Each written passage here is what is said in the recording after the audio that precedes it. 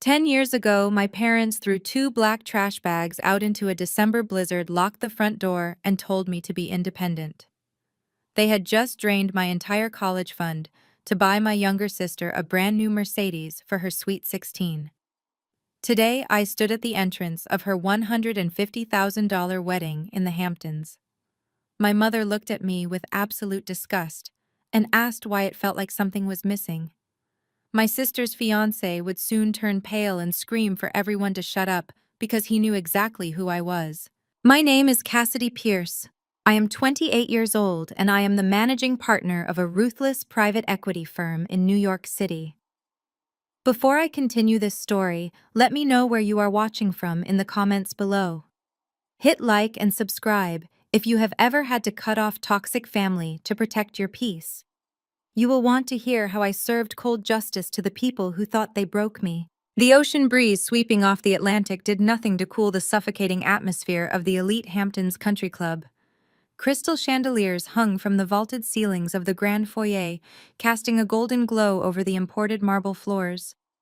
Waiters in crisp white tuxedos glided past with trays of vintage champagne and delicate hors d'oeuvres. I walked through the towering glass doors, my heels clicking sharply against the polished stone. I wore a tailored midnight blue suit, sharply cut, radiating the kind of silent corporate power my family had never understood or respected. I had barely taken 5 steps inside when a manicured hand slammed against my chest, physically pushing me back toward the exit. I looked down, then slowly up, meeting the furious and panicked eyes of my mother, Diane. Her face, stretched tight from recent cosmetic procedures, was contorted in sheer rage. Her expensive diamond necklace flashed under the chandelier lights as she stepped directly into my path, completely blocking my way into the main ballroom. "Who let you in?" she hissed, keeping her voice low and venomous so the wealthy guests mingling nearby would not hear her outburst. "This is a $150,000 wedding, Cassidy, not a soup kitchen. You have a lot of nerve showing your face here after all these years. You are going to ruin Brianna's perfect day with your pathetic presence." I did not flinch. I did not step back. I simply looked at her, feeling absolutely nothing but a cold, calculated calm. The scared 18-year-old girl who used to cry and beg for her mother's approval was dead and buried. I slowly reached up with my left hand, casually adjusting the $12,000 Rolex on my wrist, letting the heavy gold catch the light. With my other hand, I held out a small, elegantly wrapped silver box. "It is a wedding gift, Diane," I said evenly. "I thought it was only polite to drop it off." My mother violently slapped the box out of my hand. It hit the marble floor with a sharp thud, sliding toward a massive floral arrangement, but I did not even blink. "Are you out of your mind?" she spat, her voice trembling with absolute disgust. "You think you can just waltz in here with some cheap trinket and pretend you belong in our world? You do not belong here. You never did. You have always been a bitter and jealous disappointment to this family. Brianna is marrying a brilliant tech CEO today. She is securing our family legacy. And look at you, still scraping by, still trying to drag us down. I told you 10 years ago when I threw your trash bags out into the snow, you need to learn to be independent. You took every penny of my college fund, Diane." I stated the fact flatly, entirely devoid of emotion. "You drained $80,000 that Grandma left exclusively for my education, just so Brianna could drive a luxury European car to high school. You changed the locks on the house while I stood freezing on the porch. That was tough love," my mother shot back, her chin raised in arrogant defiance, refusing to take an ounce of accountability. "You were stubborn and ungrateful. Brianna needed that car for her social standing, and she deserved it. She has always been the bright light of this family. We made the right choice investing in her. Look at her now, marrying into real wealth and power. Meanwhile, you show up here uninvited, probably hoping to scavenge a free meal or beg your father to pay off your credit cards. Well, it is not going to happen. If you do not turn around and walk out those doors right this second, I am calling the country club security to drag you off the premises. They do not tolerate trespassers here, especially ones who look like they bought their clothes off a clearance rack." A slow and deliberate smile crept onto my face. It was not a warm or forgiving smile. It was the smile of a predator watching its prey walk blindly into an inescapable trap. Diane already had her designer phone in her hand, dialing the front desk, her eyes fixed on me with a triumphant and cruel glare. She fully expected me to cower.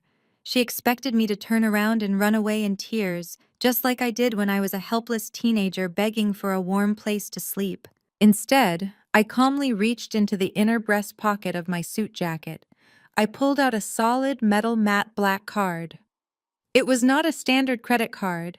It was a highly exclusive VIP access key, deeply engraved with the corporate insignia of the massive real estate conglomerate that owned this country club, along with a dozen other ultra-luxury properties across the East Coast. I held it up between my index and middle finger, letting her eyes focus on the glowing gold crest that only the highest-level executives possessed. "Go ahead and call them," I whispered, my voice slicing through the heavy, tense air between us. "Call security, Diane. But when they get here, they are going to salute me. Because my private equity firm holds the controlling financial stake in the parent company that owns the very floor you are standing on." Her thumb stopped hovering over the call button. The color began to rapidly drain from her meticulously painted face as her brain struggled to process the heavy metal card in my hand and the impossible words coming out of my mouth. Her mouth opened, but no sound came out. I leaned in just an inch closer, the scent of her expensive, suffocating perfume filling my lungs one last time before I shattered her reality. I dropped my voice to a freezing, businesslike tone that commanded absolute authority. "I am not here for the cake, Diane. I am not here to celebrate your golden child. I am here for a midnight deadline, and trust me, you are going to want to be in that room when the clock strikes 12. Diane stared at the heavy metal card in my hand as if it were a venomous snake. The color had completely vanished from her meticulously painted face. She opened her mouth to argue, to scream, to exert the control she had always wielded over me like a weapon. But the reality of the corporate VIP card silenced her. She knew exactly what that emblem meant.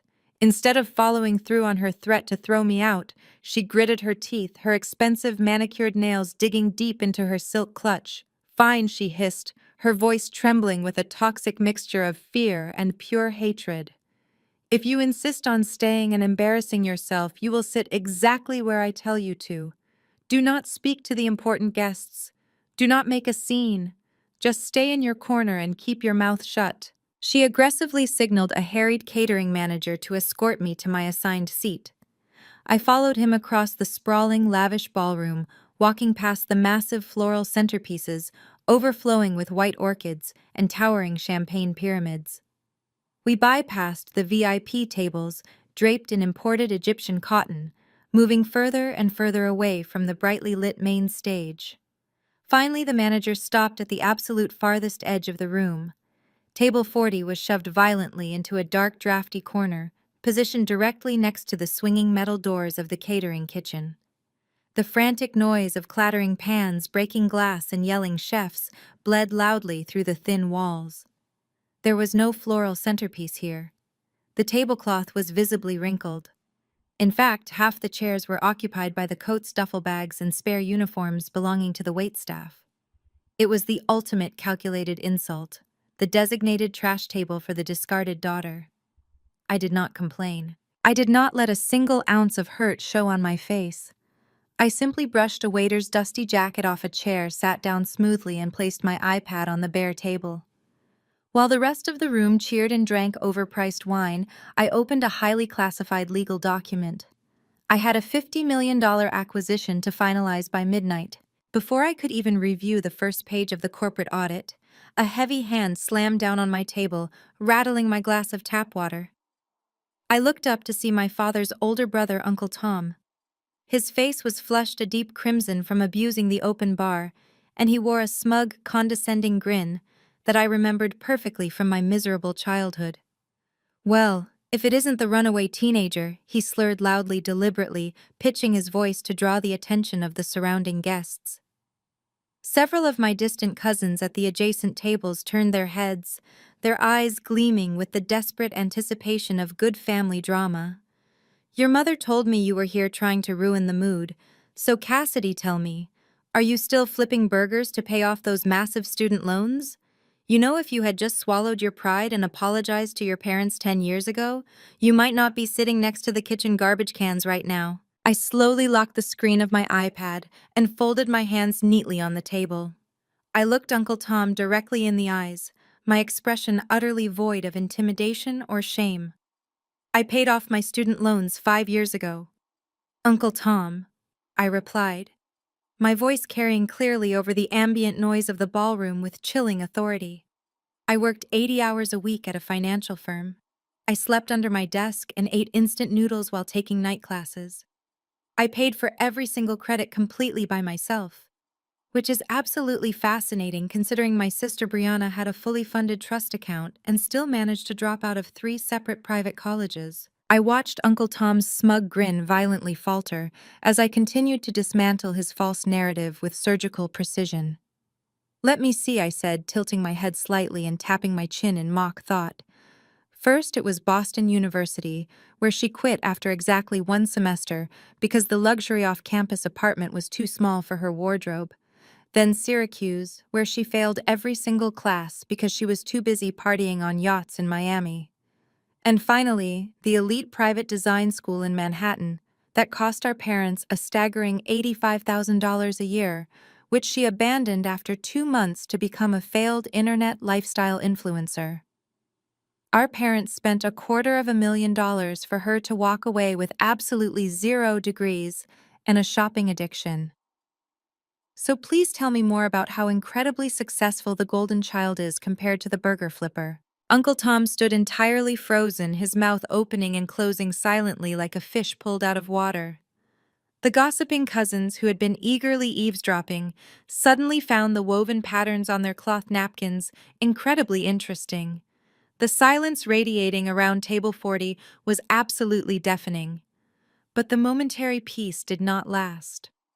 Across the massive ballroom, the heavy oak double doors flew open, and the bride made her grand entrance. Brianna looked like a glowing princess in a custom designer gown that easily cost $30,000.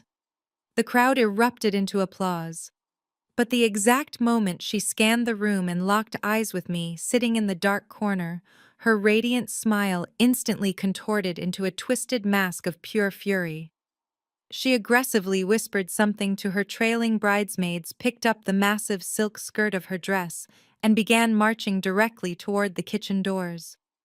Brianna stormed over like a hurricane, completely ignoring the wealthy guests trying to congratulate her.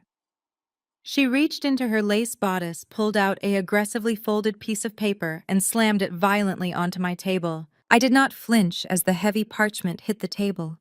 I slowly picked up the aggressively folded piece of paper and smoothed it out over the surface of my iPad. It was a fully itemized invoice from the country club's catering department. My eyes scanned the ridiculous and exorbitant charges printed in crisp black ink. $5,000 for imported beluga caviar that half the guests would not even touch. $7,000 for a custom towering champagne fountain flowing with vintage Prosecco. $3,000 for artisan miniature crab cakes. $2,000 for a luxury dessert bar featuring edible gold leaf truffles. The grand total, printed in bold red ink at the absolute bottom of the page, was exactly $25,000. I looked up at my sister. Her chest was heaving under her $30,000 lace designer gown. Her perfectly contoured face was twisted into a sneer of pure, unadulterated entitlement. She looked down at me like I was a piece of dirt on the bottom of her expensive silk heels. "You are going to pay that," Brianna commanded, her voice dripping with the kind of bratty authority she had used to terrorize our household growing up. "Since Mom and Dad paid for your food and shelter for 18 years, it is time you paid them back to fund my special day. You owe me this, Cassidy. Consider it a late tax for being a burden on our family." I stared at her genuinely, marveling at the sheer depth of her delusion. She actually believed that basic legal parental obligations were a financial loan I was somehow required to repay by funding her extravagant party. Before I could point out the absolute absurdity of her demand, a heavy hand clamped down violently on the back of my wooden chair. It was my father, Richard. He had clearly been watching from the sidelines, waiting for his perfect moment to swoop in and play the protective patriarch to his golden child. He wore a rented designer tuxedo that was slightly too tight around his waist, his face already flushed from the expensive scotch he had been guzzling at the open bar on someone else's dime. He leaned over me, his breath reeking of alcohol, and intentionally raised his voice so the surrounding tables of wealthy guests and gossiping relatives could hear every single venomous word. "Listen to your sister, Cassidy," Richard boomed, adopting a theatrical tone of exaggerated disappointment. "You have been a financial parasite on this family your entire life. We gave you everything. We put a solid roof over your head, clothes on your back, and hot food on your plate. And how did you repay us? By running away the second things got tough. By abandoning your own blood when we needed unity the most. You threw me out into a freezing blizzard, Richard," I replied calmly, keeping my voice level and completely refusing to call him Dad. "You changed the locks on the front door because I asked you not to steal my inheritance to buy Brianna a luxury car." "Stop lying!" Richard snapped his face, turning an angry shade of purple as he aggressively pointed a thick, trembling finger directly at my face. "You were a rebellious, ungrateful child who always tried to ruin your sister's happiness because you were deeply jealous of her. You are still doing it right now. You showed up here uninvited tonight just to cast a dark cloud over Brianna's perfect wedding. Well, I am not going to let you do it. If you want to sit at that table and drink my water, you are going to pay that catering bill. It is the absolute least you can do after all the financial grief and emotional trauma you have caused your mother and me." The gaslighting was absolutely breathtaking. It was a flawless masterclass in toxic family dynamics.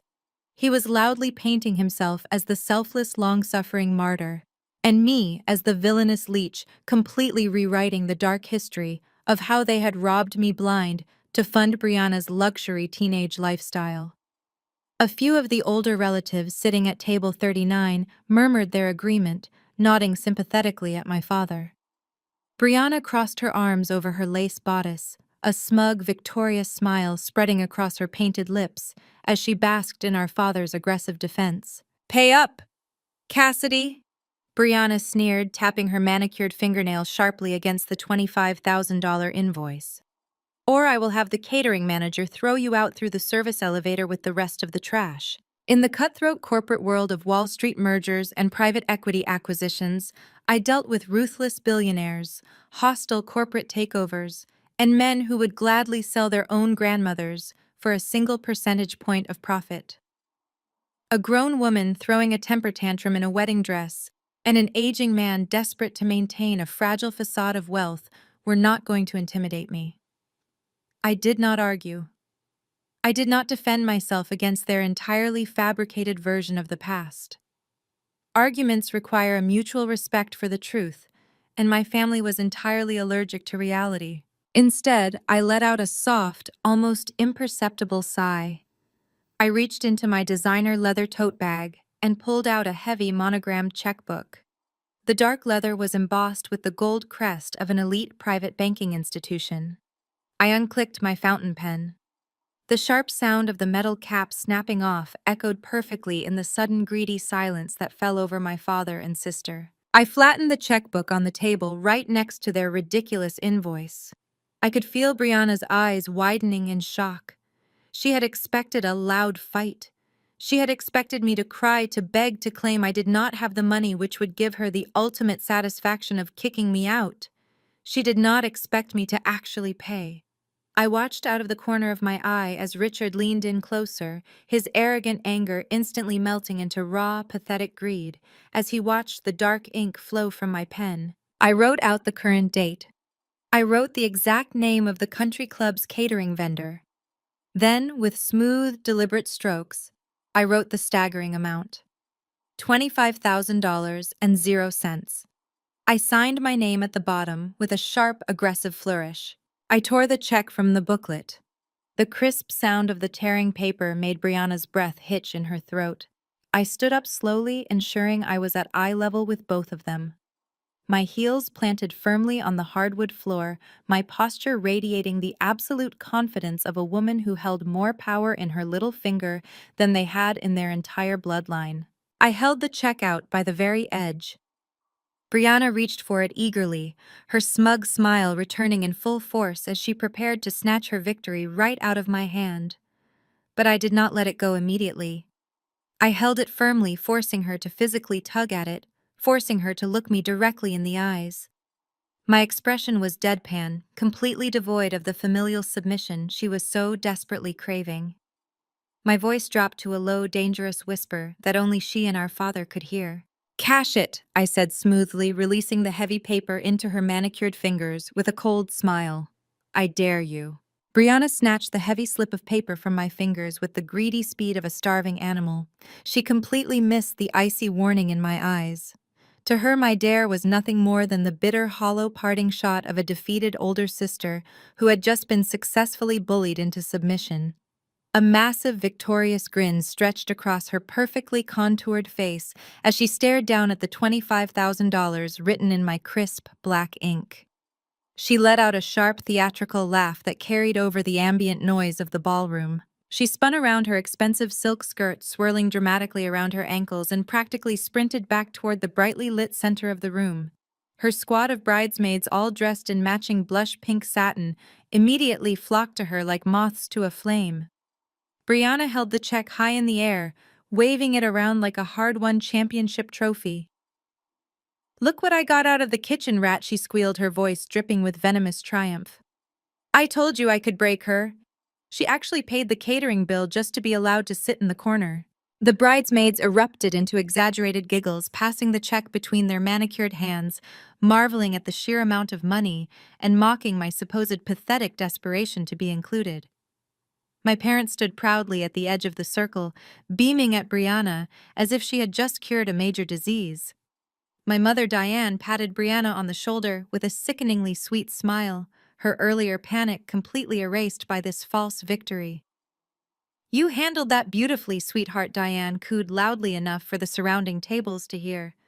"You finally tamed the black sheep. She knows her place now." My father puffed out his chest, adjusting his tight tuxedo jacket with an air of absolute arrogant satisfaction. "That is my girl," Richard boomed, raising his glass of scotch in a toast to his golden child. "We always knew you were the one who would elevate this family. Let Cassidy sit in the dark with the dirty dishes. She paid her entry fee, so let her watch what real success looks like." I did not react. I simply sat back down on my wooden chair, brushing another waiter's misplaced coat aside, and unlocked my iPad. The glowing screen illuminated the dark corner of Table 40, bringing up the highly classified financial records of a tech startup that was currently bleeding cash. I scrolled through the pages of debt restructuring, fraudulent consulting fees, and the impending foreclosure notices. Let them have their 5 minutes of delusional glory. They were dancing on the deck of a sinking ship, completely unaware of the massive financial torpedo speeding directly toward them. The heavy mahogany doors at the main entrance of the ballroom suddenly swung open, cutting through the celebratory chatter of the wealthy guests. Jamal Washington stepped into the venue. The 29-year-old tech startup CEO was striking a brilliant African-American entrepreneur who had built a massive software company from the ground up. He wore a custom-tailored black tuxedo that fit him perfectly, but his posture was completely rigid. He did not look like a man who was about to marry the love of his life. He looked like a man walking to his own execution. Jamal was sweating profusely, a thin sheen of moisture glistening on his forehead under the bright chandelier lights. He had a sleek smartphone pressed aggressively against his ear, his free hand pacing frantically through the air as he marched away from the welcoming crowd and ducked into a semi-private alcove near the coat check.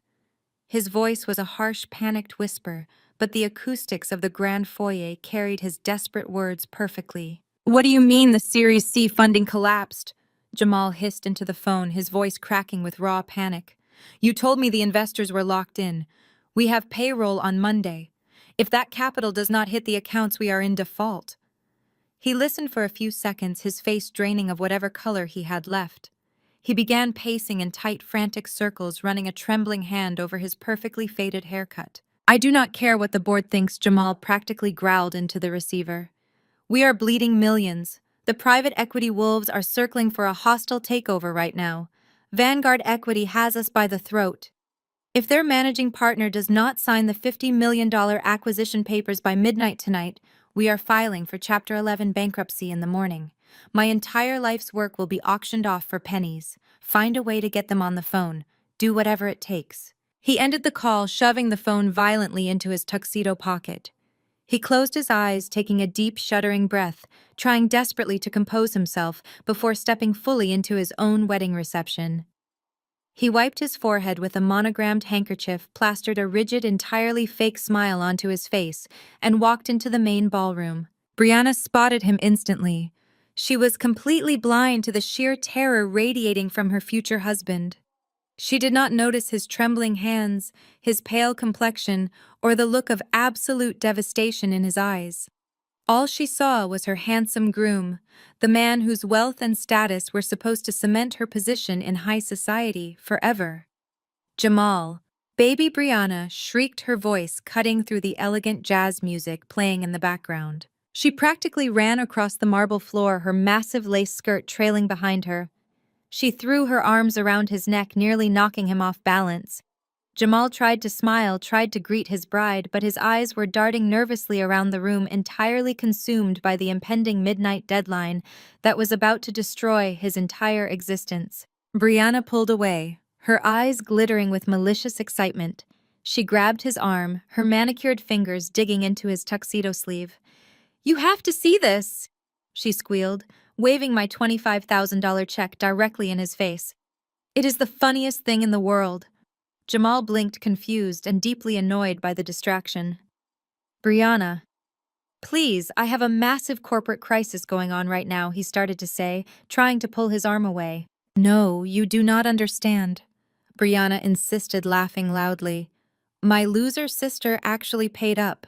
The homeless teenager who my parents kicked out 10 years ago is sitting right over there." Without waiting for his response, Brianna physically dragged her stressed, panicked groom away from the VIP centerpieces.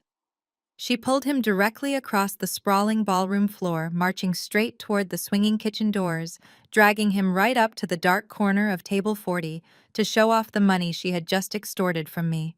Brianna's grip on Jamal's arm was unrelenting as she pulled him through the maze of decorated tables. She was completely oblivious to the fact that her new husband was actively having a severe panic attack about the financial ruin of his company. He was physically present at his extravagant wedding reception, but his mind was trapped in a boardroom, desperately trying to figure out how to contact the elusive managing partner of Vanguard Equity, who held the absolute power to destroy everything he had built. To Brianna, his pale face and sweating forehead meant nothing. This detour was just another selfish opportunity for her to humiliate me and assert her dominance.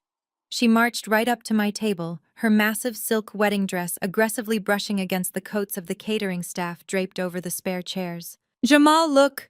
Brianna practically shrieked, shoving the torn $25,000 check directly into his line of sight. "The homeless sister I told you about actually coughed up some cash. Can you believe it? She paid the catering bill just so she could sit next to the kitchen doors and watch us celebrate. Look at her sitting in the dark like a rat." Jamal did not want to look. His breathing was shallow and uneven as he tried to manage his spiraling anxiety. He had just grabbed a fresh crystal flute of vintage champagne from a passing waiter, holding it tightly in his left hand, as if the fragile glass stem could somehow anchor him to reality. He blinked rapidly, trying to focus his bloodshot eyes on the piece of paper his oblivious bride was aggressively waving in his face. He saw the black ink. He saw the massive dollar amount. And then his eyes drifted down to the signature line. He read the name, Cassidy Pierce. He had never met the ruthless managing partner of Vanguard Equity in person. All of his desperate emails and pleading phone calls over the last 3 months had been stonewalled by armies of corporate lawyers. All he knew was the name of the woman who held the absolute financial authority over his entire existence, Cassidy Pierce. Cassidy. Jamal's gaze slowly drifted past Brianna's manicured hand and landed on the wooden table. He saw my expensive leather tote bag, He saw the glowing screen of my iPad, which was currently displaying a highly classified, heavily redacted legal document. The bold header across the top of the screen clearly read, Vanguard Equity Acquisition Contract. Then slowly, agonizingly, Jamal raised his head and looked directly at me. I did not move. I sat perfectly still in my drafty corner, my hands folded neatly on the table, my posture radiating the absolute terrifying calm of an apex predator that had just cornered its prey. I looked right back into his eyes. I let him see the cold, calculated certainty in my expression. I let him realize that the ruthless, anonymous private equity executive who had been dismantling his company piece by piece was sitting exactly where his new wife had thrown her. The physical transformation that overtook Jamal Washington was instantaneous and absolute. Every single ounce of color drained rapidly from his face, leaving his dark complexion looking like pale ash. His jaw went completely slack. His chest stopped moving as his breath hitched violently in his throat. The sheer magnitude of the horror crashing down on him seemed to completely paralyze his nervous system. He was staring at the executioner holding the axe above his neck, and his new bride had just spent the last 5 minutes poking the executioner with a sharp stick. The crystal champagne flute slipped through his trembling fingers. It fell in what felt like slow motion. The heavy glass hit the polished hardwood floor right between Brianna's designer heels. The flute shattered into 1,000 glittering pieces, the loud, violent crash cutting through the upbeat jazz music like a gunshot. The vintage champagne splashed across the floor, soaking the delicate lace hem of Brianna's $30,000 wedding gown. Brianna gasped loudly and jumped back, dropping the $25,000 check onto the wet floor. "Jamal, what is wrong with you?" she shrieked, frantically brushing the expensive alcohol off her dress. "You just ruined my hemline." The sudden noise drew the immediate attention of the surrounding guests. The lively chatter in our corner of the ballroom abruptly died down. My parents, who had followed Brianna over to gloat and watch my humiliation, suddenly pushed their way to the front. My father Richard puffed out his chest and stepped aggressively toward his new son-in-law, his face flushed with annoyance at the sudden disruption of his perfect evening. "Son, are you okay?" Richard demanded loudly, trying to assert his patriarchal authority over the situation. "Have you had too much to drink already? You need to pull yourself together. You are embarrassing Brianna in front of the country club staff." Jamal did not even blink. He did not look at my father. He did not look at his angry bride. His wide, terrified eyes remained locked entirely on me. He looked like a man who had just been shoved out of an airplane without a parachute. His entire body began to shake violently, his broad shoulders trembling under the fine fabric of his custom tuxedo. Brianna, irritated by his absolute silence and complete lack of an apology, grabbed his arm again and yanked it hard. "Jamal, I am talking to you," she whined, her voice rising to a shrill, demanding pitch. "Stop staring at her. Tell the catering manager to come clean up this mess and throw her out right now. She is ruining our reception." The sound of Brianna's demanding, spoiled voice finally snapped Jamal out of his paralyzed state. But instead of apologizing or calling for security, a wave of pure, unfiltered panic and rage exploded out of him. He violently ripped his arm out of Brianna's grasp. The sudden, aggressive movement made her stumble backward in absolute shock. He spun around to face his new wife, his eyes wild, the veins in his neck bulging against his crisp white collar. "Shut up!" Jamal screamed, his voice tearing through the suddenly dead silent ballroom. Brianna froze, her mouth dropping open in utter disbelief. Richard and Diane gasped loudly, stepping back as if they had just been physically struck. No one in my family had ever spoken to Brianna that way. She was the untouchable golden child, who was only ever meant to be pampered and praised. "Shut your mouth, Brianna!" Jamal roared again, his voice trembling with a terrifying mixture of raw panic and blinding fury. "Are you completely out of your mind? Do you have any idea who this person is?" Jamal's knees buckled. He did not just stumble, he completely collapsed under the heavy, suffocating weight of the realization. The brilliant tech CEO, the man who had just stood at the altar in a custom tuxedo to marry into the self-proclaimed elite Pierce family, fell straight to his knees on the champagne-soaked hardwood floor right in front of the catering table. The absolute horror that washed over my family was visceral. My father took a sharp step back, his mouth hanging open. My mother gripped the edge of a nearby chair as if the room had suddenly tilted. Ms. Pierce. Jamal stammered, his voice cracking violently. He looked up at me, his eyes wide with a desperate, pleading terror that made him look like a cornered animal. I swear to you, I did not know. I had no idea Brianna was your sister.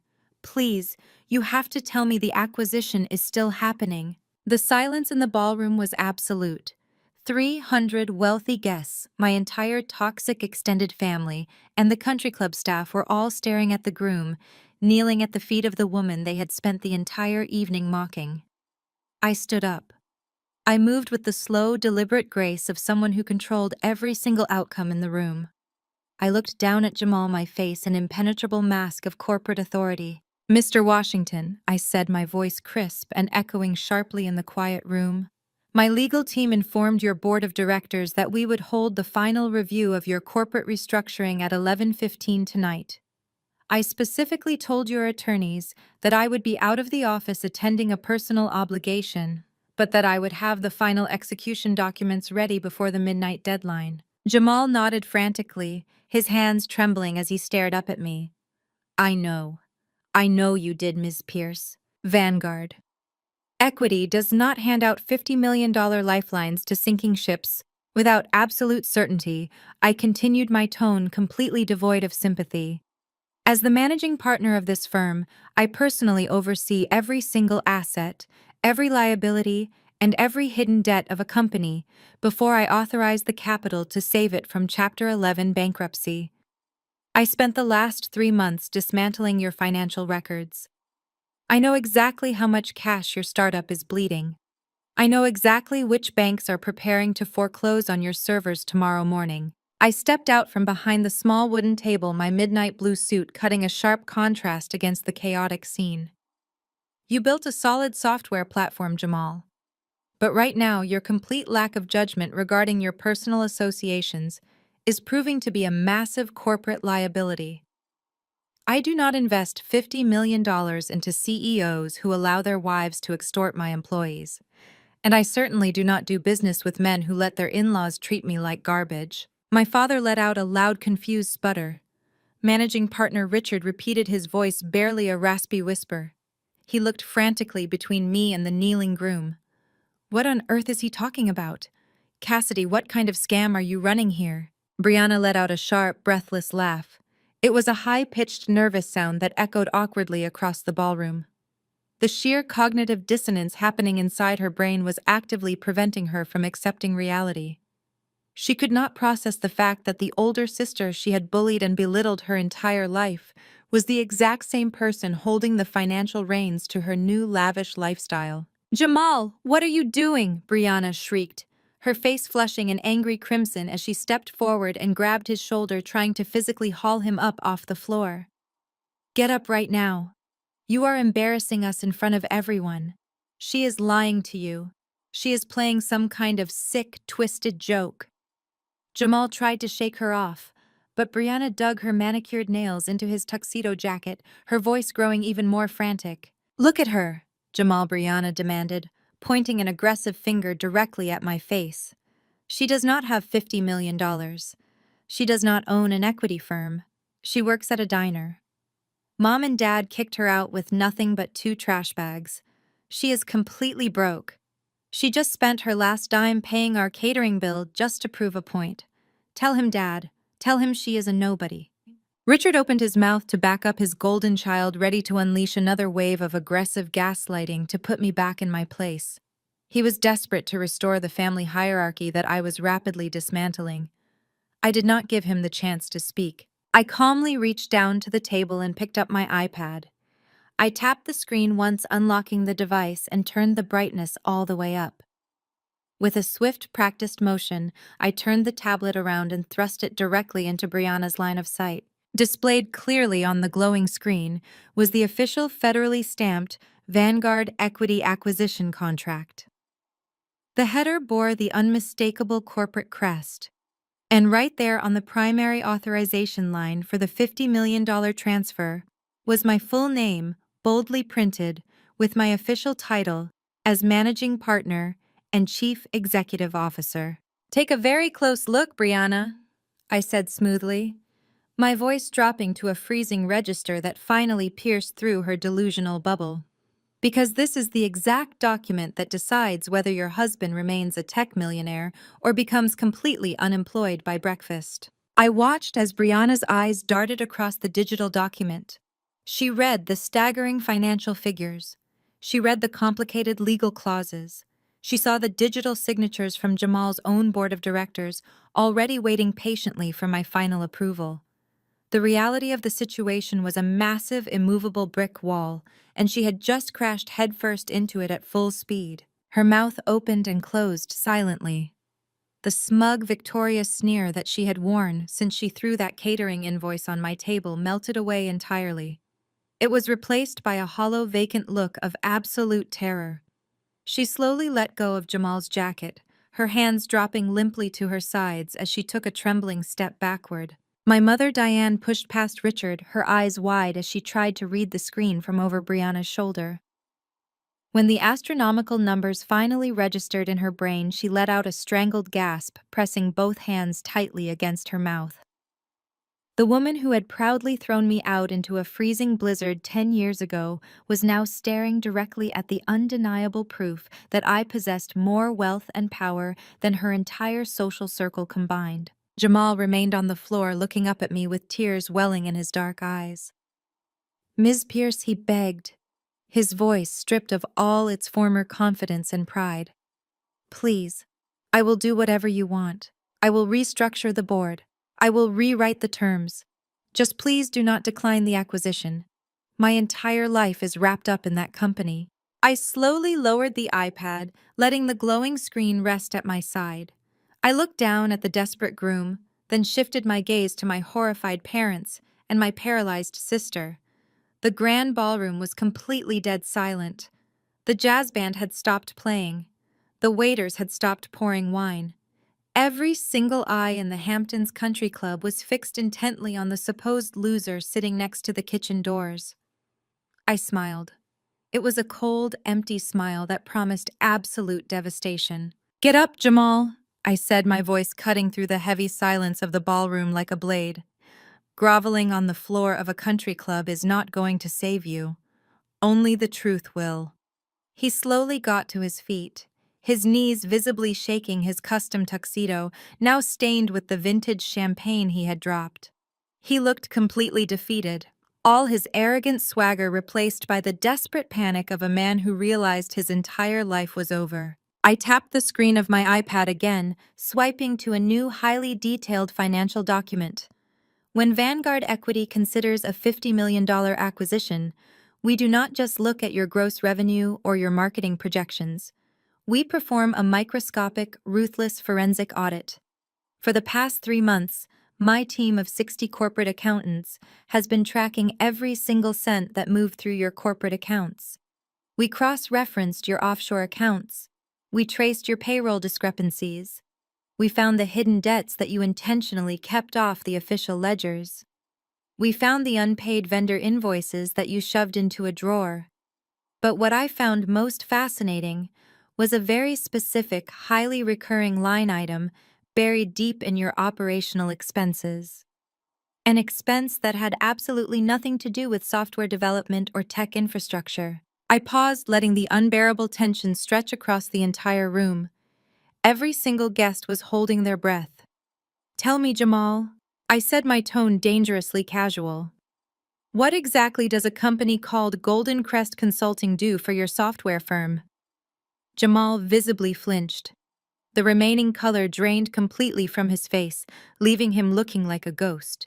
He swallowed hard, his eyes darting frantically toward the floor. Brianna gasped loudly, her hands flying to her lace-covered chest. The smug entitlement she had worn all evening instantly evaporated.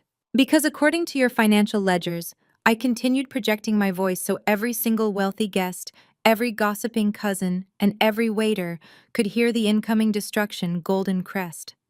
Consulting has been receiving exactly $15,000 a month in retainer fees for the past year and a half. That is over $250,000 of investor capital paid out for what your books label as strategic technological advisory services. I turned my cold, unblinking gaze to my sister, who was now trembling so violently that the delicate fabric of her wedding dress was shaking. Which is absolutely remarkable, I said, taking a slow step closer to her, considering Golden Crest Consulting is a shell company registered entirely in Brianna's name. And correct me if I am wrong, Brianna, but the closest you have ever come to strategic technological advisory is figuring out how to apply a vintage filter to your failed lifestyle blog before you dropped out of your third private college. A collective loud murmur of absolute shock rippled through the audience. Several of the bridesmaids exchanged horrified looks. My father looked deeply confused, his alcohol-addled brain clearly not grasping the severe legal implications of the situation. What does it matter? Richard blustered, stepping forward again, puffing out his chest to defend his favorite child. They are getting married. It is his money. He is a millionaire. He can give his wife an allowance if he wants to. It is not his money, Richard, I snapped, completely dropping any pretense of polite family discourse. It is investor capital. When a chief executive officer funnels investor money into his fiancée's personal bank account through a fake shell company to buy her Chanel bags and fund her luxury vacations to Bali, it is not a sweet allowance. It is called embezzlement. It is federal corporate fraud. I turned back to Jamal, who looked like he was going to be physically sick right there on the marble floor. The Securities and Exchange Commission takes a very dim view of wire fraud, Jamal Y stated, coldly delivering the killing blow. My legal department has already compiled the entire paper trail, the fake invoices Brianna submitted every 30 days, the matching wire transfers from your corporate account, the credit card statements showing that every single dollar of that $15,000 a month went straight to luxury retail stores and exclusive spas in Manhattan. You did not just bankrupt your company to keep her happy, you committed a federal felony. The absolute gravity of the word felony hit the room like a physical shockwave. Brianna panicked. Her pristine, untouchable image was shattering in real time in front of everyone she desperately wanted to impress. That is a complete lie, she shrieked, her voice cracking as she pointed an aggressive finger at me. I am a consultant. I helped him with networking. He gave me that money because I deserve it. You are just trying to ruin my wedding because you are a jealous, bitter loser who cannot stand to see me succeed. But Jamal was no longer playing the role of the supportive, loving fiancé. The terrifying reality of federal prison time had completely obliterated his affection for my sister. The blindfold had been violently ripped off. "Shut up!" Jamal roared, turning on Brianna with a sudden vicious ferocity that made her stumble backward in pure shock. I told you we could not keep doing it. I told you the auditors would find it. But you just had to have the $40,000 engagement ring. You had to have the Hamptons wedding. You bled my company dry while I was begging you to stop. Excuse me, Brianna screamed back, her face turning an ugly mottled red as her true toxic nature clawed its way to the surface. You promised me a certain lifestyle, Jamal. You told me you were a powerful tech millionaire. If you could not afford to keep me, you should not have proposed. I am a Pierce. I am the golden child of this family. I do not settle for broke losers who cannot even manage their own business. You are a parasite, Jamal spat, stepping right into her face, completely uncaring that 300 people were watching their fairy tale romance dissolve into a venomous bloodbath. You forced me to do it. Every time I said no, every time I told you the company was struggling to make payroll, you threatened to leave me. You threatened to tell your wealthy country club friends that I was a massive failure. You manipulated me into committing corporate fraud just so you could pretend you were better than everyone else. How dare you speak to my daughter that way? Diane shrieked, finally finding her voice as she rushed forward to defend her precious Brianna. Jamal whirled around to face my mother, his eyes blazing with unrestrained, explosive fury. You are just as bad as she is. You and Richard sat in my office 2 months ago and demanded I pay for this entire $150,000 wedding. You knew I was stressed about money, but you pushed and pushed because you wanted to show off to your snobby friends. You completely enabled her delusion. You bred a monster. Brianna let out a sound of pure rage and lunged at Jamal, her perfectly manicured hands clawing at his custom tuxedo jacket. Do not talk to my mother like that, she shrieked loudly. You are nothing without me. You are a complete fraud. Jamal aggressively shoved her hands away, the force of his movement causing her to stumble and nearly trip over her heavy ruined silk skirt. I am going to federal prison because of you, he screamed, his voice breaking with sheer, unadulterated desperation. The sound of Jamal's broken voice echoing across the ballroom was finally enough to snap my father out of his paralyzed state of confusion. Richard pushed his way past the shattered glass on the marble floor, his face flushed with a volatile mix of alcohol and aggressive denial. He stepped directly between the warring bride and groom, waving his hands frantically as if he could physically wave away the legal reality I had just dropped on them. Stop this nonsense right now, Richard bellowed, pointing a thick, trembling finger directly at my face. You are lying, Cassidy. I know exactly what you are doing. You created these fake documents on your little tablet just to cause a scene. You have always been insanely jealous of your sister. You could not stand the fact that she is marrying a millionaire while you have absolutely nothing, so you fabricated this entire elaborate scam to ruin her perfect day. My mother, Diane, immediately latched onto my father's delusion. It was her default survival mechanism. Whenever reality threatened to expose her toxic behavior, she simply rewrote reality. She smoothed down her expensive silk dress and took a step toward me, plastering on a sickeningly sweet, authoritative smile that made my skin crawl. Your father is right, Diane said, her voice dripping with the exact same manipulative condescension she had used to control me when I was a child. Cassidy, this childish game ends right now. You have had your little moment of revenge, and you got your attention. Now put that toy away. If Jamal is actually in some kind of minor financial trouble, then you are going to help him. If you actually have any authority at whatever company you work for, you are going to sign those acquisition papers immediately. You are going to authorize that money tonight, because family helps family. You owe us that much after the stunt you just pulled. I stared at her. For 10 years, I had prepared myself for this exact confrontation. I had anticipated their anger, their denial, and their greed. But hearing her actually weaponize the concept of family after everything she had done to me was almost too perfect. A laugh escaped my lips. It was not a warm or amused sound. It was a sharp, hollow sound that held absolutely zero warmth. Family helps family, I repeated, letting the words roll off my tongue like poison. Is that the new rule, Diane? Because I seem to remember a very different set of rules when I lived under your roof. Does family help family the way you helped me when I turned 18? Does family help family the way you forged my signature on a stack of banking documents to drain my entire $80,000 inheritance from Grandma? Diane's fake smile completely collapsed. She took a sharp breath, glancing nervously over her shoulder at the crowds of wealthy country club guests who were listening to every single word. I kept my voice loud, crisp, and entirely devoid of mercy. You dragged me to a crooked notary who owed Dad a favor, I said, taking a deliberate step toward my parents. You illegally transferred $80,000 out of a trust fund that was explicitly designated for my college education. And what did you do with that money, Diane? Did you invest it? Did you save it for an emergency? No. You walked straight into a luxury car dealership and bought Brianna a brand new Mercedes-Benz for her sweet 16, just so she could impress a bunch of spoiled teenagers. You committed fraud to buy a car, and then you threw me out into a blizzard with nothing but 2 trash bags because I dared to ask for my own money back. Keep your voice down, Richard hissed, his face turning an alarming shade of purple as the murmurs of disgust began to ripple through their elite social circle. People are staring. I want them to stare. Richard, I fired back, my eyes locking onto his.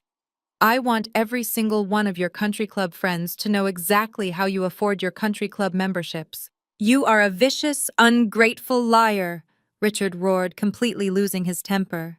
His arrogant facade shattered entirely, leaving behind nothing but raw, panicked rage. We had to take that money. You did not need it. Brianna needed that car to maintain our family image. And we are not thieves. We are investors. I am a brilliant investor. We put everything we had into Jamal's company. We invested $500,000 into his startup. Jamal's head snapped up. You what? He whispered, his eyes wide with horror. Richard ignored him, his anger driving him to confess everything in a desperate attempt to regain the upper hand. Yes, Richard screamed at me, completely forgetting his audience. We took out a massive second mortgage on our house to buy equity in his tech firm. He promised us a massive payout when the company went public. If you do not sign that $50 million acquisition paper right now, his company goes under. Our shares become completely worthless. If Jamal goes bankrupt, we cannot pay the bank. If you do not sign that paper, we lose our home. The absolute dead silence that followed his screaming confession was deafening. The entire crowd of 300 guests, the wealthy elite of the Hamptons, the snobby relatives who had mocked me all night, stood entirely frozen. They were watching the proud, boastful Richard Pierce completely humiliate himself, publicly admitting that he was leveraged to the absolute limit and entirely dependent on his daughter's charity to keep a roof over his head. Richard stood there panting, his chest heaving, suddenly realizing the massive catastrophic mistake he had just made by screaming his financial ruin out loud. Diane covered her face with her hands, letting out a muffled sob of pure mortification. I did not blink. I did not show a single ounce of pity. I simply reached back into my designer leather tote bag. I pulled out a thick, heavy manila folder. It was not a digital document on an iPad. It was a physical, legally binding stack of papers stamped with the red seals of the Federal Banking Commission. I tossed the folder onto the wooden table next to the torn pieces of the $25,000 check. The heavy thud of the paper hitting the wood echoed like a judge's gavel. I know you took out a second mortgage, Richard, I said smoothly, my voice dropping to a terrifyingly calm register. I have known about your crippling debt for exactly 2 weeks. Richard stared at the folder, a new kind of terror dawning in his eyes.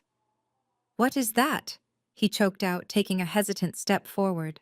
When a regional bank realizes a client has taken out a massive high-risk second mortgage to invest in a failing tech startup, they consider that loan to be toxic, I explained, delivering a ruthless masterclass in high finance to the silent ballroom. Banks do not like toxic debt, so they bundle those bad loans together and sell them off at a discount to massive private equity firms who specialize in asset liquidation. I tapped the thick folder with my index finger. Vanguard Equity buys debt bundles. Richard first stated, my eyes locking onto his terrified face. When I saw your name on a list of distressed assets, I personally authorized the purchase of your specific loan portfolio. What you do not know, what your regional bank has not mailed you the notification letter for yet, is that Vanguard Equity bought your debt bundle last week. The color completely drained from Richard's face. He stumbled backward, bumping heavily into a vacant chair, his hands gripping his chest as if he were having a heart attack. I am your bank, Richard, I whispered, the cold certainty of my words freezing the blood in his veins. I am your mortgage holder. I own the debt on the house you threw me out of 10 years ago. Diane let out a loud, piercing wail, her knees finally giving out as she collapsed onto the floor right next to her ruined golden child. Brianna was hyperventilating, clutching her silk wedding dress, her eyes darting frantically around the room looking for someone, anyone to save her. But the wealthy guests were already stepping away, physically distancing themselves from the toxic, bankrupt wreckage of the Pierce family. I slowly lifted my left wrist. I pulled back the sleeve of my tailored suit jacket, exposing the gold face of my $12,000 Rolex to the chandelier lights. I tapped the crystal glass of the watch face twice. It is exactly 11:30 at night, I announced, my voice slicing cleanly through my mother's pathetic sobbing. In exactly 30 minutes, the clock strikes midnight. Jamal's company officially defaults on its server payments and enters Chapter 11 bankruptcy. Your $500,000 investment instantly becomes dust. And tomorrow morning at exactly 9 o'clock, Vanguard Equity is officially foreclosing on your house. The sheer, unadulterated terror in Richard's eyes was something I had waited 10 years to see. All the suffocating arrogance, the country club posturing, and the loud, booming authority he used to terrify me as a child completely evaporated into the stale air of the ballroom. He looked like a deflated balloon. Diane collapsed further into herself, clutching the delicate fabric of her expensive silk dress as her chest began to heave erratically.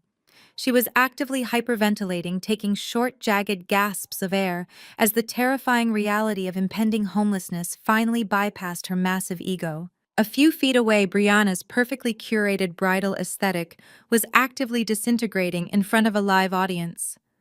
The smug, entitled sneer that had defined her entire existence was completely gone, replaced by a mask of pure, childish panic. She burst into genuine ugly tears. Thick black mascara ran down her cheeks in dark rivers, dripping heavily onto the intricate lace bodice of her $30,000 wedding gown. She wailed loudly, a high-pitched grating sound that made the remaining country club guests physically cringe and step even further away from the toxic spectacle. She dropped to her knees right next to the shattered champagne glass, reaching out desperately for her father. But Richard was too paralyzed by his own impending financial ruin to even look at her. She was entirely alone in her destruction. Jamal, however, was a businessman. Even in the face of total corporate annihilation, his instinct was to verify the threat. With violently trembling hands, he pulled his sleek smartphone from his tuxedo pocket and frantically dialed his lead corporate counsel. He put the call on speakerphone, his sweaty thumb slipping on the glass screen twice before he managed to press the glowing green button. The phone rang once before a tired, severely stressed voice answered the line. "Tell me she is lying," Jamal pleaded, his voice cracking with absolute desperation. "Tell me Vanguard Equity did not buy Richard's second mortgage from the regional bank. Tell me they do not have the shell company records for the consulting fees." A heavy, defeated sigh echoed from the phone speaker. "Jamal, I have been trying to reach you for an hour," the lawyer replied, the words echoing clearly across the silent ballroom. "Vanguard's legal team sent over the finalized audit 30 minutes ago. They have absolutely everything. The wire transfers to Golden Crest Consulting, the matching luxury credit card receipts, the offshore routing numbers, and yes, they quietly absorbed the Pierce family debt portfolio last week. They have a total financial stranglehold on you and your father-in-law. If Cassidy Pierce does not sign that acquisition contract by midnight, the board of directors is terminating you for cause and handing the embezzlement files over to federal prosecutors first thing tomorrow morning." The phone slipped from Jamal's palm and clattered loudly onto the hardwood floor. He did not even try to pick it up. He just stared blankly at the wall, a completely broken man who had just watched his empire burn to the ground. The undeniable legal confirmation from Jamal's own attorney shifted the atmosphere in the room from panicked denial to absolute pathetic desperation. My parents realized that screaming and gaslighting were no longer viable tactics. They were dealing with an apex predator, and their only remaining strategy was to beg. The transformation was both fascinating and deeply repulsive to watch. Diane suddenly stopped hyperventilating. She took a deep, shuddering breath, violently wiping the tears from her heavily contoured cheeks. She forced her facial muscles to relax, attempting to assemble a look of overwhelming maternal warmth and deep affection. It was the same fake cloying expression she used when posing for country club holiday cards, but right now, layered over her sheer panic, it looked entirely unhinged. She took a step toward me, her hands outstretched in a pleading gesture. "Cassidy, my sweet girl." Diane cooed, her voice trembling as she desperately tried to inject warmth into her tone. "Oh, Cassidy, you have to understand why we did what we did." She took another step, entirely ignoring the heavy manila folder of her financial ruin sitting on the table between us. "I always knew you would be the most successful one." Diane continued, her voice growing louder, desperately performing for the few guests who had not yet fled to the exits. "I always told your father that you had a brilliant mind. You were so strong, so fiercely independent. We knew that keeping you in this house would only hold you back. We had to push you out into the world so you could reach your true potential. All of that tough love we gave you, it was just to mold you into the incredible, powerful executive you are today." She was actually trying to take credit for my success. She was trying to reframe a decade of neglect, theft, and emotional abuse as some kind of visionary parenting strategy. Richard eagerly jumped onto the manipulation bandwagon. He nodded frantically, clasping his hands in front of his chest like a man praying for salvation. "Your mother is right. he chimed in, his voice taking on a sickeningly sweet pleading quality. "We are so incredibly proud of you, Cassidy. You have built an empire. You proved us right. You are the true savior of the Pierce family. Now please, you have to help us. Family sticks together when things get tough." Diane lunged forward, throwing her arms open wide, attempting to pull me into a tight, desperate embrace. She wanted to physically trap me in her toxic web, to use a motherly hug to erase 10 years of calculated cruelty. I did not let her touch me. As her hands reached for my shoulders, I stepped back sharply and shoved her away with a firm, rigid push against her collarbone. The physical rejection was swift and absolute. Diane stumbled backward, her fake motherly smile shattering into a look of pure, agonizing shock. "Do not ever touch me," I warned, my voice dropping to a low, dangerous octave that radiated pure ice. "Do not stand there and try to rewrite history. You did not use tough love. You used me as a financial shield to protect your own fragile egos and your spoiled golden child. You are not proud of me. You are just terrified of the monster you created." I reached into my tailored suit jacket and pulled out a heavy, solid gold fountain pen. I clicked the cap off with a sharp, echoing snap that made my father flinch. I held the pen up in the air, the polished metal gleaming under the crystal chandeliers. I looked down at the weeping bride, the paralyzed groom, and my pathetic, groveling parents. "I will sign the $50 million bailout for Jamal tonight," I announced, my voice ringing with absolute, undeniable authority.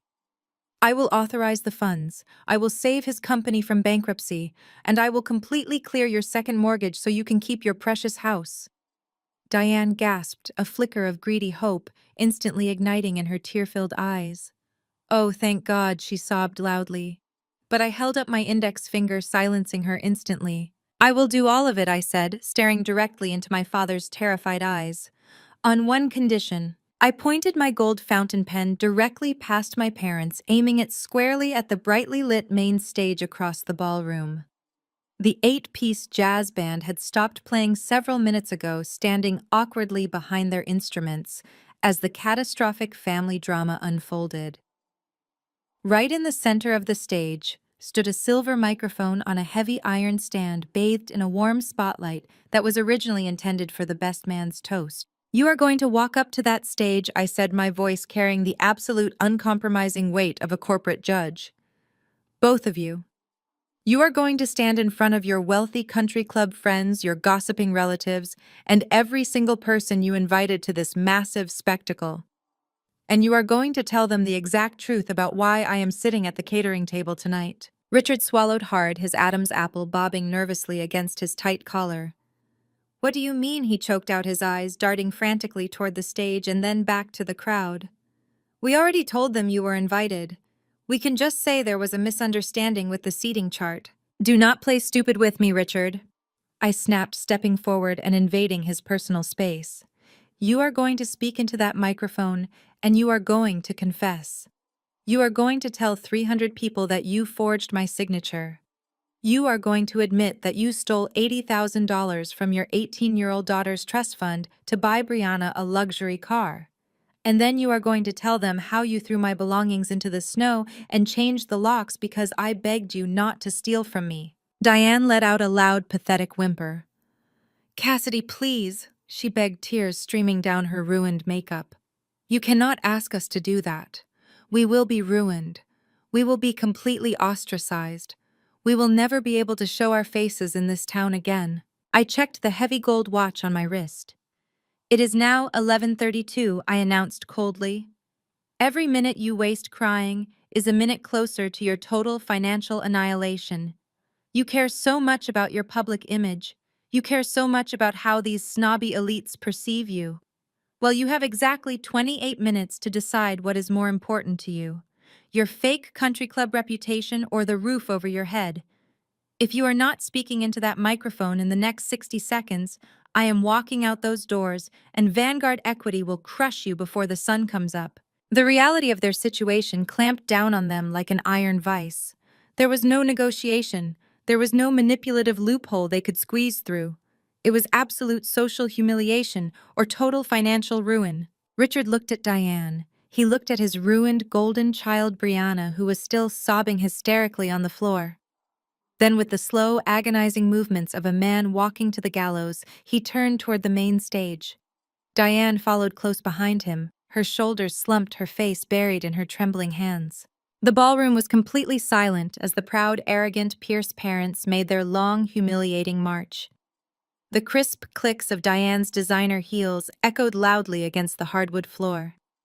The wealthy guests parted like the Red Sea, physically stepping back to let them pass, their faces painted with morbid curiosity and growing disgust. Richard reached the stage. He gripped the silver microphone stand with both hands. His knuckles were completely white. He leaned forward, his breath hitching audibly through the massive sound system. Testing, he muttered, his voice cracking violently. The sound echoed off the vaulted ceilings. I stood by table 40, my arms crossed over my chest, watching him like a hawk. "Tell them, Richard," I called out, my voice easily carrying across the quiet room. "Tell them why I am really here." Richard closed his eyes. A single tear squeezed out and rolled down his flushed cheek. He was finally publicly breaking. 10 years ago, Richard began, his voice trembling so badly he could barely form the words. 10 years ago, my daughter Cassidy turned 18. My mother had left her an $80,000 trust fund specifically for her college tuition. He paused, taking a ragged breath. Diane stood slightly behind him, openly weeping into her hands. "I forged her signature," Richard confessed into the microphone, the heavy admission hanging in the air like a toxic cloud. "I illegally transferred the money out of her account. I took her entire college fund, and I used it to buy Brianna a brand new Mercedes-Benz." A collective sharp intake of breath swept through the crowd. Uncle Tom, who had mocked me about flipping burgers just 20 minutes ago, dropped his jaw in absolute shock.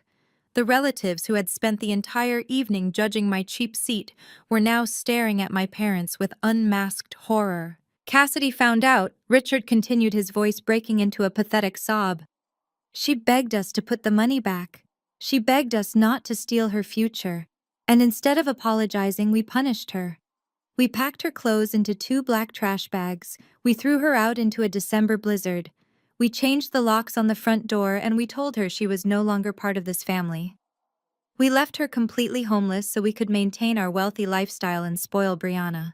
The confession was absolute. It was raw, ugly, and entirely undeniable.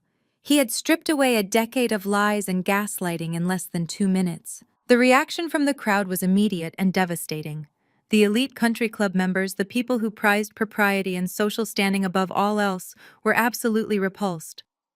These were ruthless business people and wealthy socialites, but even they had a line. Stealing from your own child and throwing her onto the street was a level of depravity that could not be ignored. Disgusted murmurs erupted across the ballroom. The whispers were loud and entirely lacking in sympathy. "Did you hear that a woman dripping in diamonds muttered to her husband? They stole her trust fund. They are absolute monsters." At table 39, a prominent local judge, someone Richard had desperately tried to impress for years, abruptly stood up. He threw his cloth napkin onto the table with a look of pure contempt. "Come on, Martha," the judge said loudly to his wife. "We are not spending another second in the same room as these criminals." The judge and his wife turned and began walking straight toward the exit. It was the spark that ignited the mass exodus. The illusion was shattered. The Pierce family was no longer elite. They were radioactive. Across the room, chairs began to scrape loudly against the hardwood floor. Dozens of wealthy guests, former friends, and judgmental relatives started standing up. They grabbed their expensive coats from the coat check. They refused to even look at the stage as they marched toward the grand mahogany doors. The mass walkout had begun, and Richard and Diane were forced to watch from the stage as their precious, carefully curated social empire completely collapsed right before their eyes. I did not smile. I did not gloat. I simply watched the destruction of their public image with the cold, calculated satisfaction of a corporate auditor closing a perfectly balanced ledger. Jamal remained completely motionless on the champagne-soaked hardwood floor for a long moment. He did not look at the mass exodus of wealthy guests fleeing through the grand mahogany doors. He did not look at my parents, who were now pathetic weeping shells of their former arrogant selves standing on the main stage. Instead, Jamal stared directly at Brianna. The flawless, glowing princess he thought he was marrying had completely vanished. In her place sat a screaming, entitled woman clutching a ruined $30,000 silk dress, throwing a violent temper tantrum because her source of endless funding had just been abruptly shut off. The blinders that Jamal had worn for the past 2 years were finally violently ripped away. The terrifying reality of his situation crashed down on him with absolute clarity. He had compromised his morals, alienated his board of directors, and committed federal corporate fraud to appease a family that was fundamentally rotten to the core. He had embezzled $250,000 from his own startup just to keep Brianna in designer clothes and luxury vacations, all while she secretly viewed him as nothing more than a bottomless bank account. He was about to go to federal prison, and he had done it all for people who were perfectly capable of robbing their own teenage daughter and leaving her to freeze in a blizzard.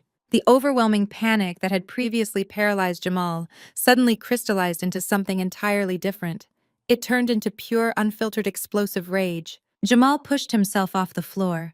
His custom black tuxedo was wrinkled and stained, but he moved with a sudden, aggressive burst of energy. He ignored Brianna, who reached a trembling hand out to him as he walked past her. He marched directly toward the brightly lit main stage. He took the carpeted stairs, 2 at a time, his heavy footsteps thudding loudly against the wooden platform. Richard was still standing at the center of the stage, gripping the silver microphone stand with white knuckles, his face buried in his chest as he openly sobbed. Jamal did not say a word to his newly minted father-in-law. He simply reached out, grabbed the heavy iron stem of the microphone stand, and violently ripped it out of Richard's hands. The sudden force made Richard stumble backward, nearly tripping over the thick audio cables snaking across the stage. Jamal pulled the microphone off its clip. He turned to face the nearly empty ballroom. The only people left were a few morbidly curious relatives, the stunned catering staff, the venue security, and me. "This wedding is permanently cancelled." Jamal's voice boomed through the massive sound system, vibrating against the crystal chandeliers. His tone was rough, stripped of all its former corporate polish, echoing with raw, desperate fury. Brianna gasped loudly from the floor, her head snapping up. "Jamal, no!" she shrieked, her voice cracking in pure panic. "You cannot do this to me." "I am doing it!" Jamal roared back into the microphone, pointing an aggressive finger directly at her from the stage. "The fairy tale is over, Brianna. I am not marrying into a family of thieves and liars. For 2 years, you and your parents made me feel like I was not good enough. You constantly reminded me that I had to earn my place in your elite little circle by paying for everything. You demanded the Hamptons Country Club. You demanded the caviar. You demanded a lifestyle I repeatedly told you I could not afford without risking my company." He took a heavy step forward, his eyes burning with absolute disgust. "And you know what the sickest part is?" Jamal continued, his voice echoing fiercely. "I actually believed you were better than me. I believed your family was prestigious. But you are nothing. You are worse than nothing. You are a bunch of broke, heavily leveraged frauds, living entirely on stolen credit and daddy's toxic mortgages.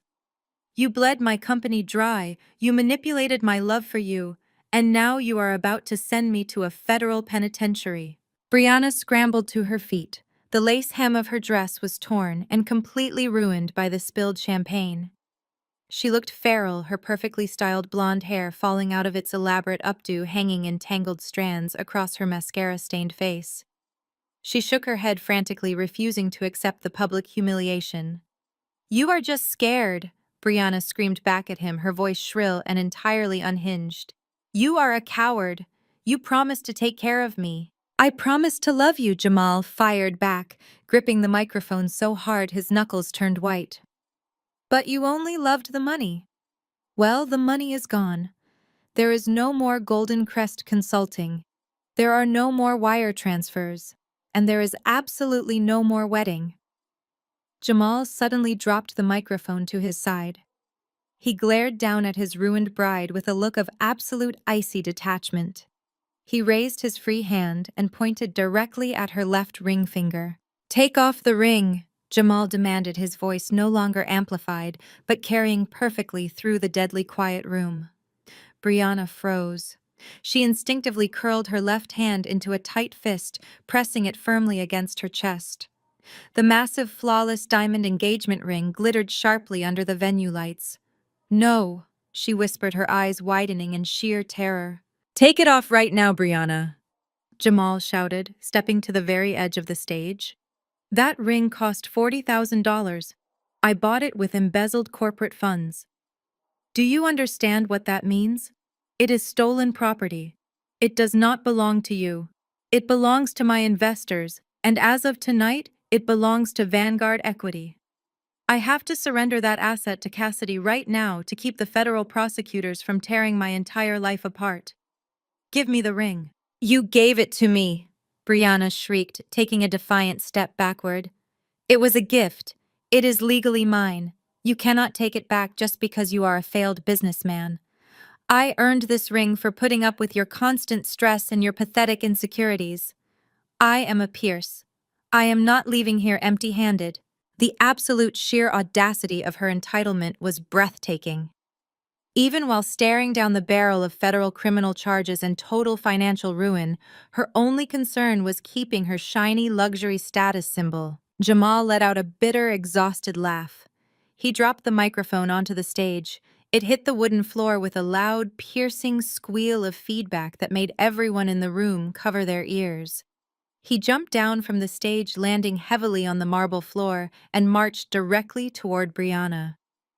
"I am not asking you again," Jamal growled, reaching his hand out to take it. The loss of her public image, the cancellation of her lavish wedding, and the terrifying prospect of losing her prized diamond completely shattered whatever fragile grip Brianna still had on reality. She did not just refuse, she snapped. "Do not touch me!" Brianna screamed at the top of her lungs. As Jamal reached for her hand, Brianna lunged forward. The pristine, elegant bride transformed instantly into a feral, violent animal. She threw her entire body weight against Jamal, tackling him hard against the edge of a decorated dining table. The impact knocked a towering floral arrangement onto the floor, sending white orchids and broken glass flying in every direction. Brianna began physically attacking him. She swung her fists wildly, her heavy diamond ring cutting a sharp red scratch across Jamal's cheek. She clawed at his custom tuxedo jacket, ripping the silk lapel right off the seam. She was screaming incoherently, a terrifying mixture of sobs and vicious curses, completely destroying the last shred of dignity her family possessed. Jamal threw his arms up to protect his face, stumbling backward under the sheer ferocity of her attack, shouting for her to get off him. The chaos was absolute. Richard and Diane stood completely frozen on the stage, watching their golden child physically assault her former groom. But the country club staff did not hesitate. The venue manager screamed an order, and 3 large security guards in dark suits immediately sprinted across the ballroom. They crashed into the warring couple. It took 2 heavily muscled guards to physically pry the screaming, thrashing bride off the bleeding groom. They grabbed Brianna by the arms, dragging her backward across the marble floor, while her $30,000 wedding dress ripped loudly under their heavy boots. The heavy wooden doors of the grand ballroom slammed shut, finally cutting off the shrill, echoing screams of my sister as the security team dragged her out into the lobby. The sudden quiet that settled over the room was heavy and suffocating, broken only by the sound of Diane weeping uncontrollably on the stage. Jamal remained on the floor near the shattered floral arrangement, pressing a torn piece of his expensive silk lapel against the bleeding scratch on his cheek. He looked completely vacant, a hollow shell of a man who had just watched his entire future evaporate in a matter of minutes. The fairy tale wedding had officially transformed into a crime scene of shattered egos and ruined lives. But my father was not finished. The survival instinct of a man drowning in catastrophic debt is a terrifying thing to witness. Richard slowly lifted his head from his hands. He looked at the empty room, at his sobbing wife, and then his frantic, bloodshot eyes locked directly onto me. He had just publicly destroyed his carefully curated social reputation. He had admitted to being a thief and a terrible father in front of the most powerful people in the Hamptons. He had paid the ultimate social price, and now he expected his financial salvation. Richard scrambled off the main stage, his heavy footsteps thudding loudly as he practically sprinted across the polished marble floor. He slipped slightly on the spilled vintage champagne, but caught his balance marching straight toward my dark corner at table 40. His tuxedo jacket was hanging completely open. His bow tie was undone, and his face was a slick, terrifying mask of sweat and desperate greed. He crashed into my table, planting both of his hands firmly on the wooden surface, leaning over me while gasping heavily for air. "I did it!" Richard panted, his chest heaving aggressively. "I got up on that stage and I said exactly what you wanted me to say. I ruined my reputation.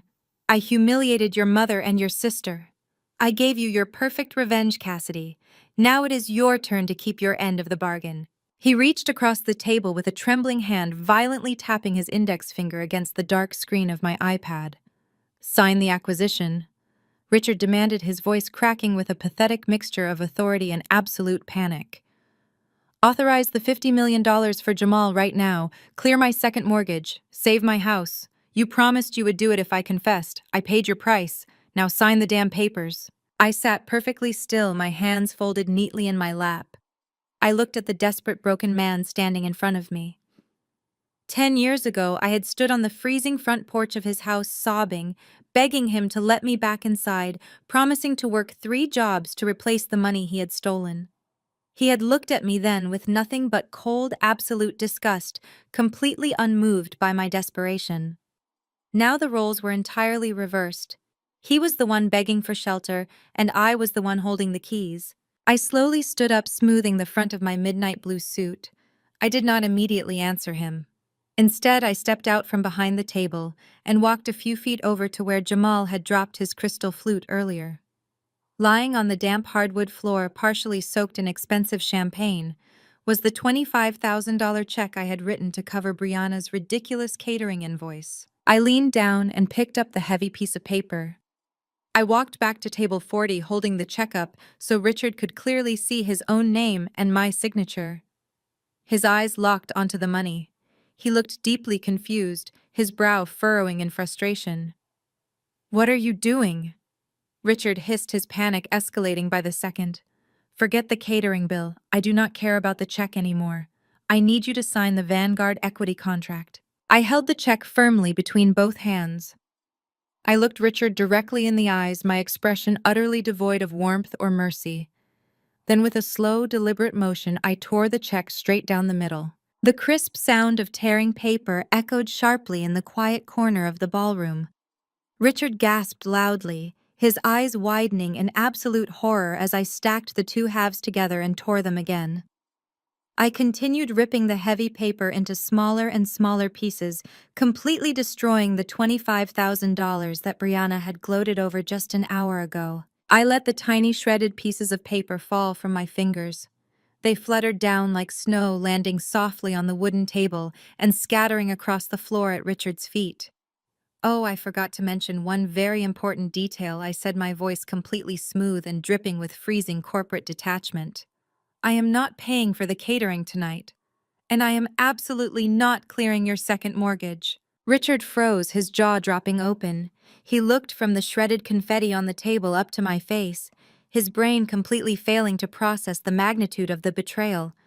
"But you promised," he whispered, his voice trembling so violently he could barely form the words. "You said if I went on that stage and confessed, you would sign the papers." "I promised I would sign the bailout on one condition," I corrected him, stepping closer so there was absolutely no misunderstanding. "I wanted you to confess your crimes publicly. I wanted everyone to know exactly what kind of monster you are. But I never actually intended to sign the acquisition, Richard."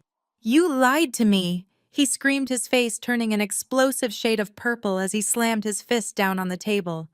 "You tricked me into destroying my own life." "I did not trick you into anything," I fired back, my voice rising with undeniable authority. "You destroyed your own life the second you decided to leverage your house to fund a fraudulent tech company. You think a tearful apology on a stage magically erases federal crimes. You think a forced confession suddenly makes your son-in-law a viable investment. I am the managing partner of a $50 billion equity firm, Richard. I have a fiduciary duty to my investors. Vanguard Equity does not buy companies run by embezzlers. We do not reward corporate fraud with massive bailouts. And we certainly do not clear the debts of arrogant men who steal from their own children. Richard let out a strangled, agonizing sound that was half scream and half sob. He realized in that exact moment that he had completely sold his soul, obliterated his reputation, and humiliated his family for absolutely nothing. He had walked right into my trap, and the steel jaws had just snapped shut, severing his last remaining lifeline. I calmly reached down to the table and picked up my iPad. The screen illuminated, casting a pale glow over the shredded pieces of the catering check. The $50 million Vanguard equity acquisition contract was still open, the signature line blinking steadily, waiting for my final approval. I looked at Richard one last time, ensuring he saw exactly what I was about to do. I did not tap the green button to authorize the transfer. I firmly pressed the red button marked Decline and Terminate. A digital stamp instantly appeared across the document, voiding the entire multi-million-dollar deal in a fraction of a second.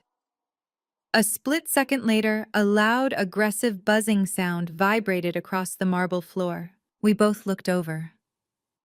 Jamal's sleek smartphone, which he had dropped near the shattered floral arrangement during Brianna's attack, was lighting up like a siren.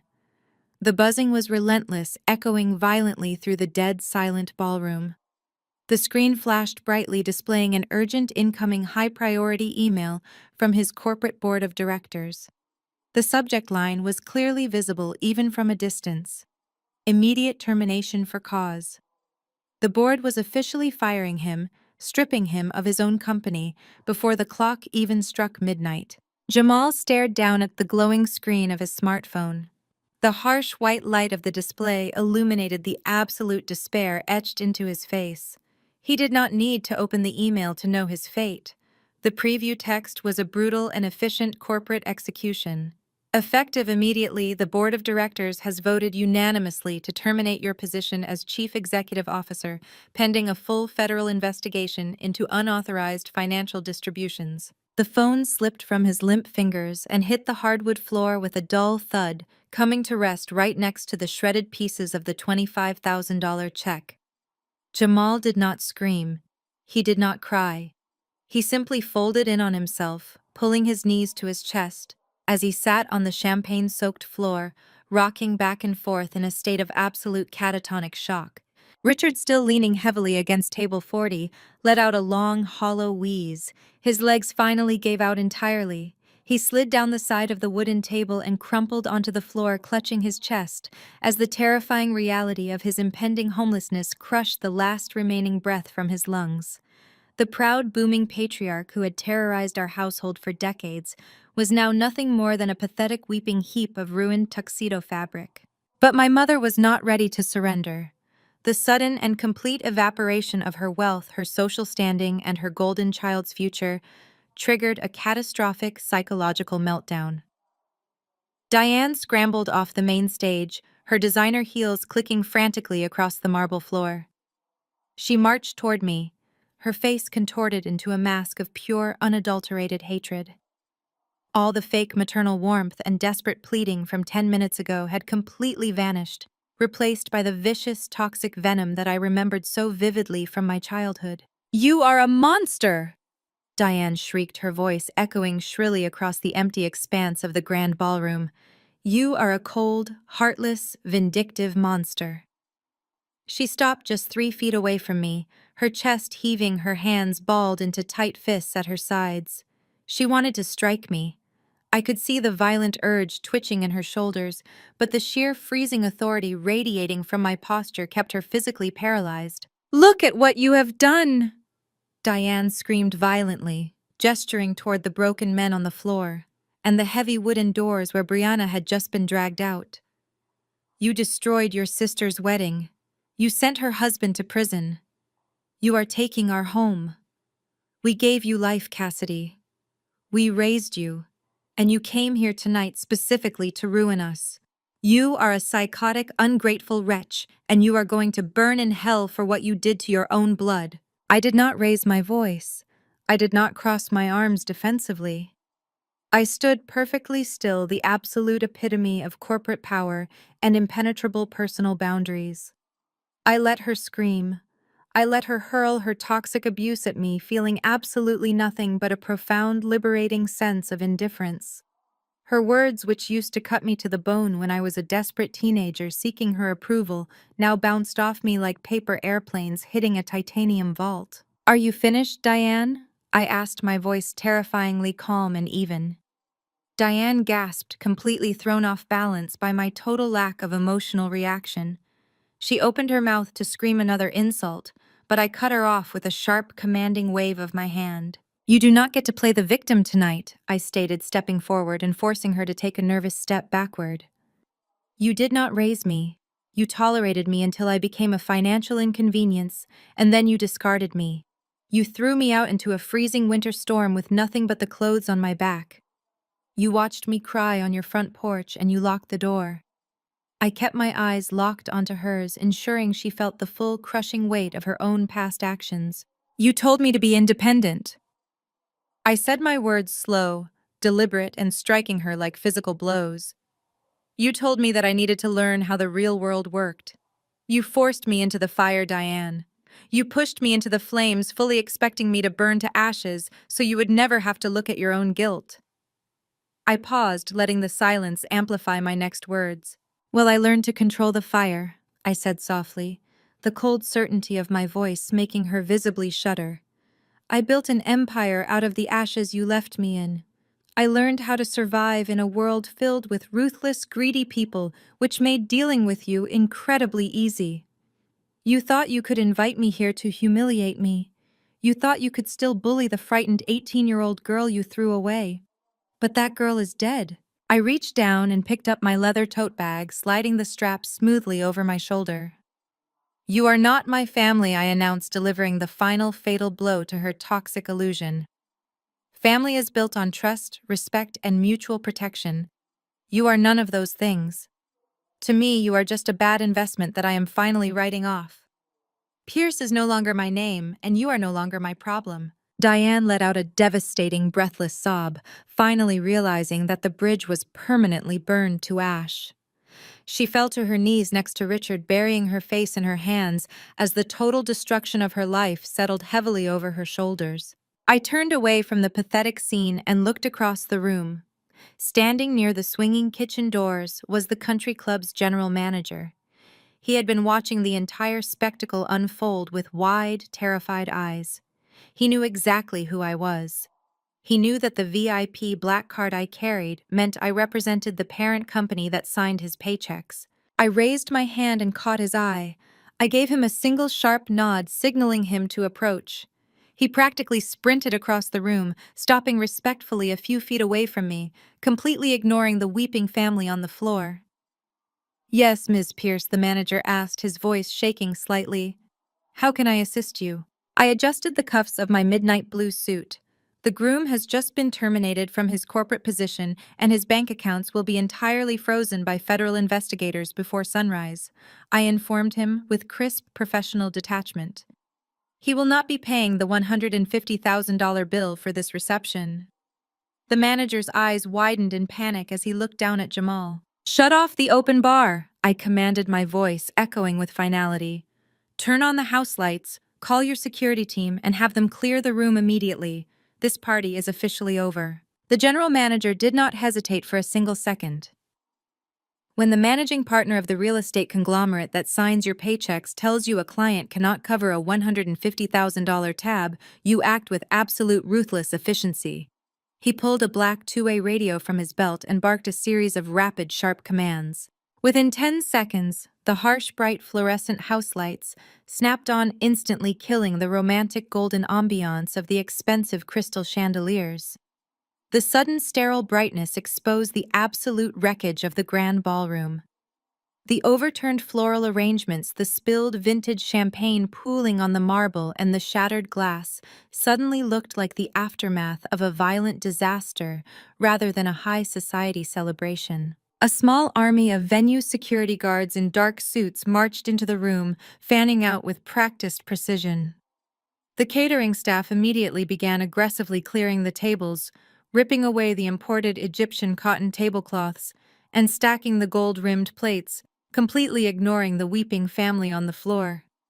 "Sir, you need to leave the premises right now," a towering security guard commanded, grabbing Richard by the arm and hauling him roughly to his feet. Richard did not fight back. The fight had been entirely drained out of him. He stumbled forward, leaning heavily on the guard, his face pale and completely hollow. Diane scrambled up behind him, clutching her ruined designer silk dress, trying desperately to hide her tear-stained mascara-streaked face from the remaining catering staff. They were being formally evicted from their own party, escorted out like common trespassers. Jamal was hauled up by two separate guards. He was completely unresponsive, moving like a reanimated corpse. His tuxedo was torn, his cheek was bleeding from Brianna's vicious attack, and his eyes were entirely vacant. He was a man walking toward a federal prison sentence, and he knew it. I turned my back on them. I adjusted the strap of my leather tote bag, smoothed down the front of my midnight blue suit, and walked slowly toward the grand mahogany doors. My heels clicked sharply against the hardwood floor, a steady rhythmic sound that echoed with ultimate victory. When I pushed through the doors and stepped into the sprawling, opulent lobby, I found the final piece of the shattered Pierce family. Brianna was sitting on a velvet waiting bench near the coat check.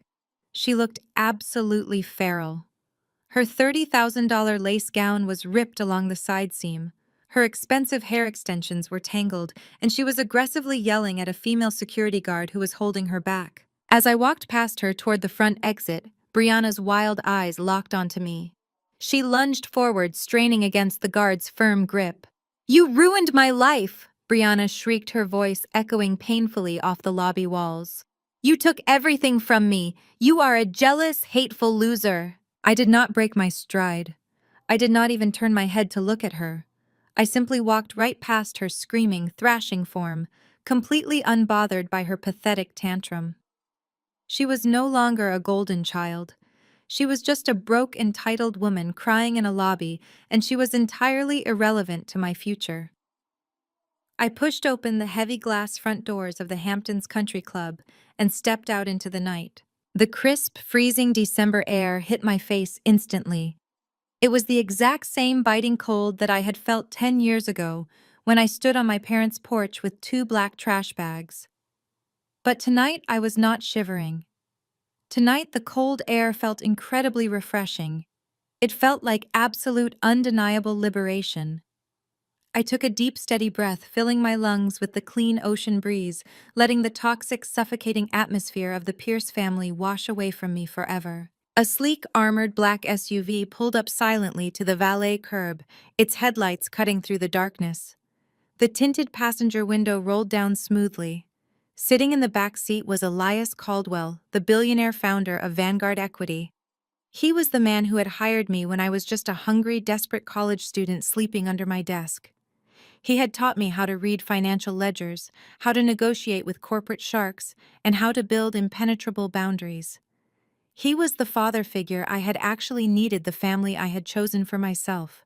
Elias looked at me over the rim of his reading glasses, a warm, knowing smile spreading across his weathered face. He set aside the financial prospectus he was reviewing. "So Cassidy," Elias asked, his deep voice carrying a tone of genuine affection. "How was the big family reunion? Did you enjoy the wedding cake?" I walked over to the SUV, the valet rushing to open the heavy door for me. I paused for a moment, looking back at the brightly lit country club. Through the massive glass windows, I could see the security guards aggressively pushing Richard, Diane, and Jamal toward the side exit. They were being thrown out into the cold, exactly where they belonged. I turned back to Elias and offered a genuine, peaceful smile, my first real smile of the entire night. "I did not stay for cake, Elias," I replied smoothly, climbing into the warm, luxurious leather interior of the vehicle. "I just cleaned house." The heavy door clicked shut, sealing me safely inside my real life. The SUV pulled away from the curb, gliding smoothly down the dark, tree-lined driveway, leaving the wreckage of my past entirely in the rearview mirror. If you have ever had to walk away from a toxic family dynamic to protect your own peace, you know exactly how heavy that burden can be. But you also know the incredible weightless freedom that comes the moment you finally establish your boundaries and refuse to be a victim any longer. You are not obligated to set yourself on fire just to keep manipulative people warm. Have you ever had to cut off toxic relatives who tried to tear you down? How did you find the strength to walk away and build your own empire? I would love to read your stories of survival and success in the comments below. If Cassidy's journey to absolute financial and emotional justice resonated with you tonight, please hit the like button and subscribe to the channel for more stories of unapologetic revenge and personal triumph. Thank you for watching, and remember, the best revenge is always your own massive success.